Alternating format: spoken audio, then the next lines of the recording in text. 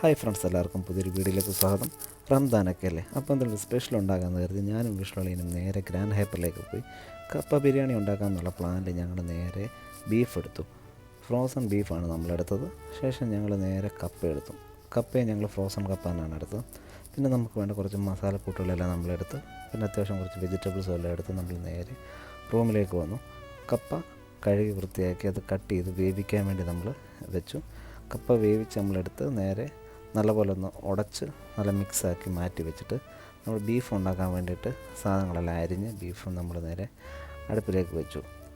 ഈ ബീഫ് വെന്ത് കഴിയുമ്പോൾ നമ്മൾ വേവിച്ച് മാറ്റി വെച്ച കപ്പയിലേക്ക് അതിട്ട് നല്ലപോലെ ഒന്ന് മിക്സാക്കുക. നല്ലപോലെ ഇട്ട് മിക്സാക്കിയതിന് ശേഷം ഒരു സവാള, കുറച്ച് മല്ലിയിലയും പച്ചമുളകും അരിഞ്ഞ് ഒരു 2 മിനിറ്റ് അത് അടച്ചൊന്ന് ലൈറ്റായിട്ട് ലോ ഫ്ലെയിമിൽ ചൂടാക്കി വെച്ച് കഴിഞ്ഞാൽ നമ്മുടെ സ്വാദിഷ്ടമായ കപ്പ ബിരിയാണി റെഡി.